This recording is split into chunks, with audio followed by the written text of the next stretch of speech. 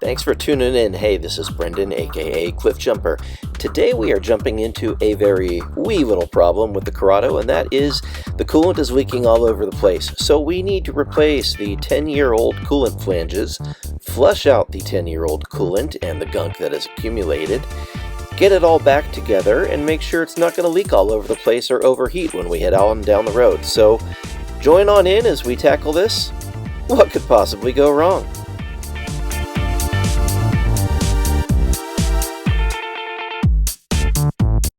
So just to give you an idea of what we're talking about doing here, on the Corrado, of course, everything is more difficult. To drain all the coolant and flush it, the upper radiator hose is right here, no problem. The lower one, you can see, is under the battery tray down in there, and it is not really accessible with the front fascia in place. So if we go under here, all this stuff is in the way. So we're gonna have to remove the bumper, at least all of this stuff, in order to be able to reach up into there to get where we need to get to be able to flush the coolant system. So there's a lot in the way, you know, special race car stuff, the cooler that we've got mounted there to the vent, yeah, functional vents. So anyway, good times. And over here, this is what we're going to be installing. These are the cast with some machining parts that are going to replace the plastic that was on there. So this part sits against the block, or the head itself, and then this holds the thermostat and clamps in like so.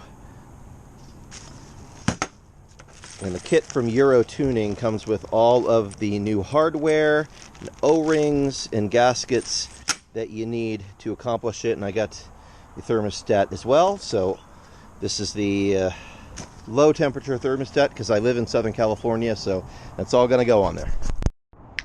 And just like that, she's apart. So we've got the bumper off.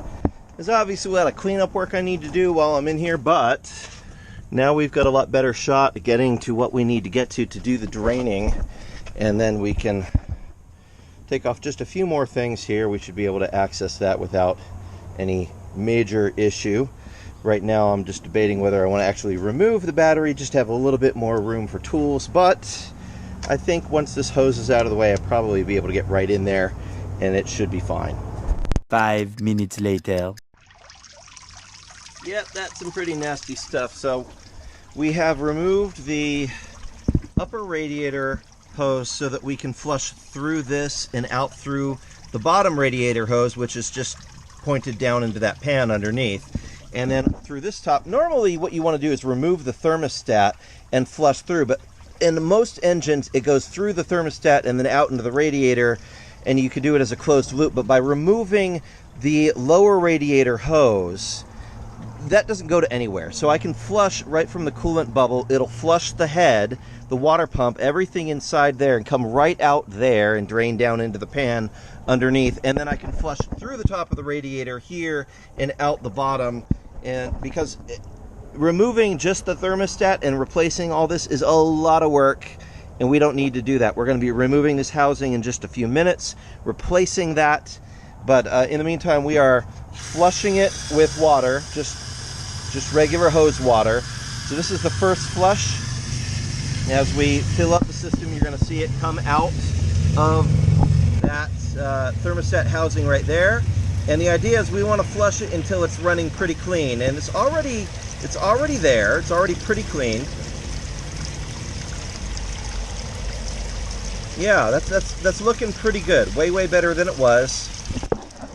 And again, this is coolant that's been in here for 30,000 miles or so. So it's in about 10 years.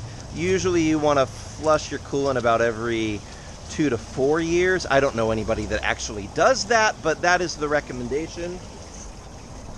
So it's coming out nice and clear. We do have coolant system cleaner that we are going to run through as well.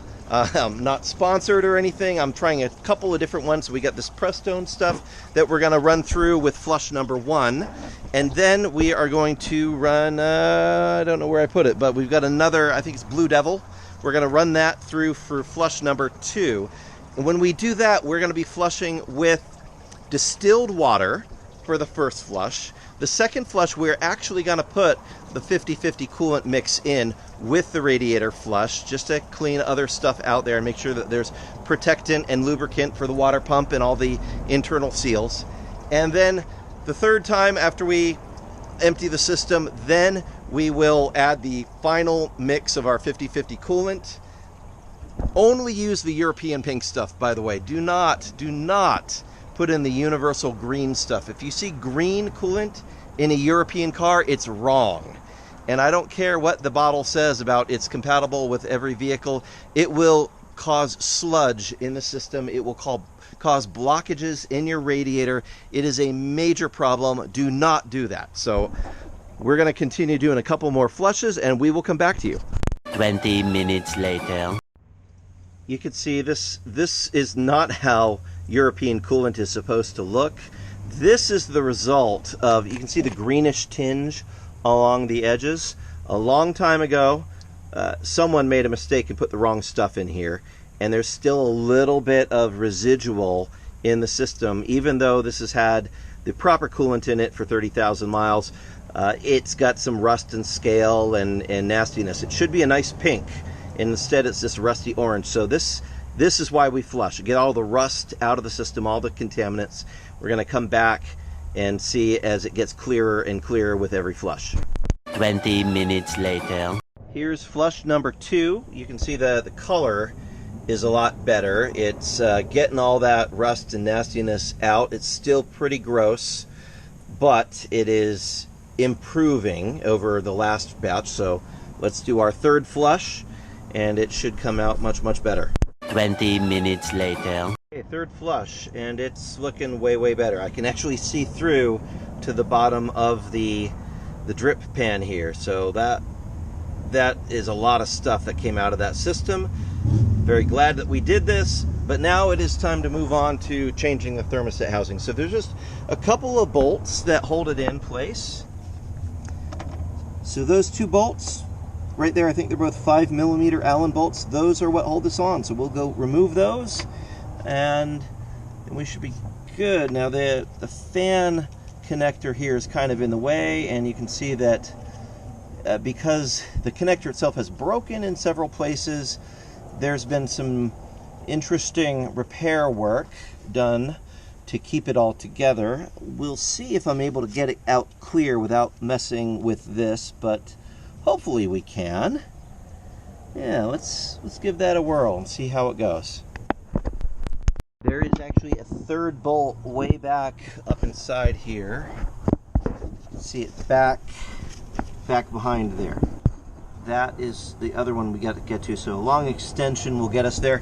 Incidentally, using an extension to get the bottom one underneath this is a good strategy. There's enough wiggle room on this that you can move it around and get under there. Get that third bolt out, and it looks like we should have enough room to pull this out of there without having to mess with this fan connector. So it's tight. There's other stuff in the way, but I think it's doable. So we gotta get this hose. Yeah, get this hose off of here, off the bottom. I already loosened the connector. And look at that. Okay, great.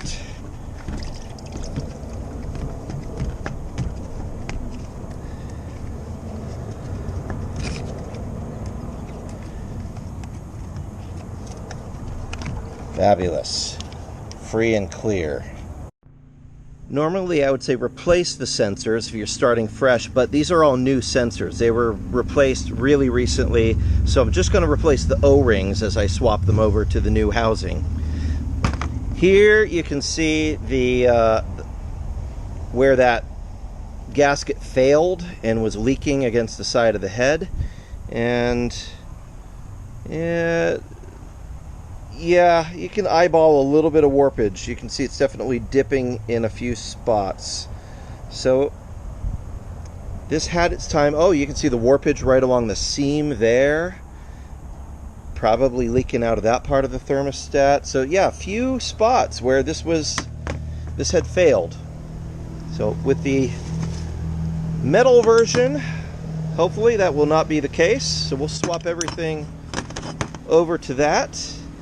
And then over on the motor side itself, you see a lot of corrosion right along the head. We're definitely going to clean that up, so we start with a fresh surface when we mount the new housing to that. So we get a great seal. And not taking my chances with anything, even though I've got new seals, new O-rings. We're going to be using some Permatex water pump and thermostat housing sealant in addition, because I don't want to have to deal with this again for a long time.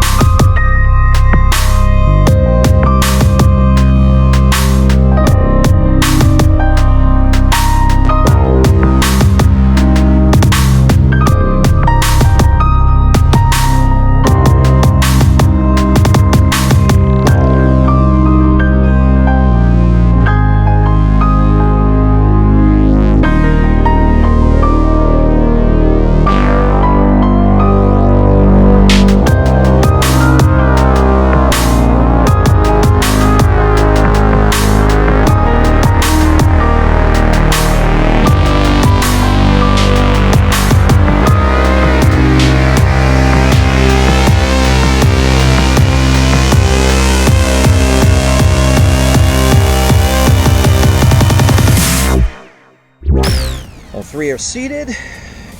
Good to put on our gasket here, some sealer, and of course some sealer around in here because the old O-ring from the crack pipe is going to need to insert in there, and we want it to seal nicely too.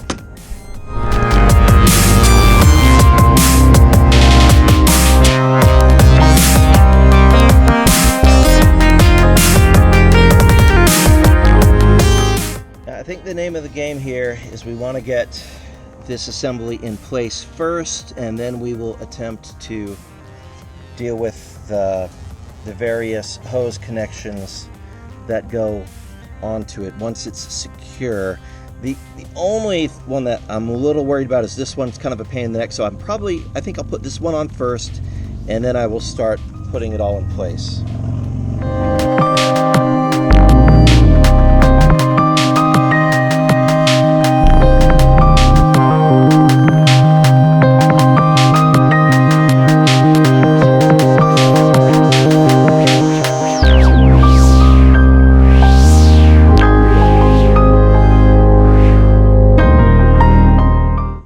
Mischief managed with the bolts. I found out the trick is you got to put in that bolt first, so it's exactly the opposite order of taking it out. Get that bolt in first, and then you can pivot this whole assembly up to get the other two bolts in place. So that is now mounted. We just need to reconnect the hoses and the sensors and refill with coolant, and then we can run another flush through with everything in place, and we should be well on our way. 5 minutes later. All right, new thermostat housing, seals, O-rings, hoses all in place, everything's snug down. Time to start filling it up with coolant, and then of course check for leaks. We'll probably do some cleanup down here before we put it all back together because and then let her warm up, burp the system, and we should be good to go.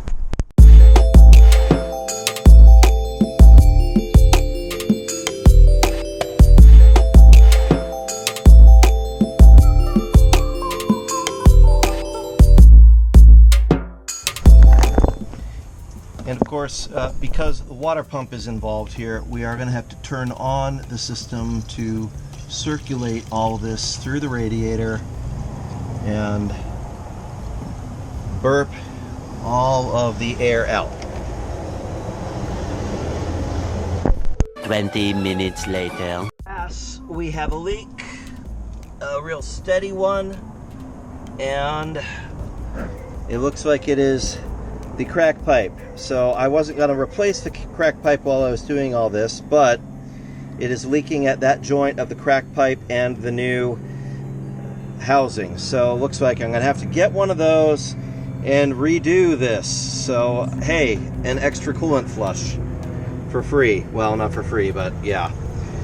At least we've done this. So I'm going to go ahead and just turn on the system to run it through and make sure that that's the only leak. 20 minutes later. I think we might be in good shape. We're coming up to temperature. Thermostat should be open. The fans have run a couple of times and we're burping all the air out of the system. She hasn't run in a while, of course, so that the hydraulic lifters are recharging, but that leak from the crack pipe seems to have settled down, so maybe it just wasn't seated completely, and as it was heating up, it actually seated. I don't see any more leaks down in there, so fingers crossed, we might be in good shape. I'm gonna keep running it, and we'll just see what takes place. But right now, it's looking pretty good, getting all that air out of the system. 2 hours later. And just like that, she is back together and relatively clean-ish. So I'll towel her off, but she's good to go. She ran her up to temperature. I'm gonna go take her for a road test and hopefully everything is good. I have been driving the car now for 150 miles. I've gone up inclines. We drove up into the mountains a little bit, make sure that the car was under load for a long period of time to get the oil and the cooling system nice and hot, and we're doing pretty well. The leaks seem to be done. I think we're good with the cooling system, so mischief managed on that front. I'm very happy about that. Conveniently, because one of my other cars, the R32, it's getting a little long in the tooth. She's 19 years old, and I was thinking that it was going to be time to do the water pump on that pretty soon, just because 19 years old, original water pump. And sure enough, Friday, when I started the car first thing in the morning, getting ready to head to work, the water pump let go right there in our driveway. So that is going to need to be taken care of, which means the R32 is going to be down for a brief period of time. Ironically, or maybe not ironically, providentially, I had already ordered all the parts that I need to do the water pump, because I thought anytime now this water pump is going to go. It wasn't making noise or anything. It was just, it's that time. So I've already got the water pump, I've already got the belt, the tensioner, everything that we need to do, and it's going to be some process, because it's definitely a grocery list of while you're in their projects. You have to remove the motor mount on that side of the motor on the R32 in order to fix it. So I'm gonna do the BFI motor mounts while I'm in there, and then there might be some other things I need to attend to while I'm in there, such as the nature of Volkswagen maintenance, or car maintenance in general, I guess, if I'm being real. But it is very providential, and I feel very grateful that I was able to get the Corrado back up and running without a whole lot of fuss and muss, and she's driving, so she can now go into daily driver duty again for a little while the R32 receives some TLC. Now, of course, the Corrado has a grocery list of things that need addressing, because she's a 30-year-old Corrado and 208,000, almost 209,000 miles on her. I don't anticipate hitting 300,000 on this car like I did with my last Corrado, but you never know. We'll see what time may tell, but there is a list of things to do, so the Corrado project is not over. We've got many, many more things to deal with on this car. Some of them are just for fun. Some of them really need to be dealt with, and we will cover it all together. So thank you for continuing to bear in there with me with these adventures. If you would hit that like button and maybe even subscribe to the channel, that would definitely help me out a lot, and I will bring you some new content. Right now we're doing every Friday is what we're aiming for. Every Friday afternoon, new video. In the meantime, let me know, what projects are you working on? What have you got going on in your garage? What is driving you nuts? What are you stuck on, or what are you just having fun wrenching on? Let me know what sort of cars you want to see me get into and monkey around with. I've had a request for some of the cars in our enthusiast group, so I'll do some spotlights on those coming up soon. In the meantime, God bless, and I will see you soon. Bye-bye. And on that terrible disappointment, it's time to say goodbye. We'll be back.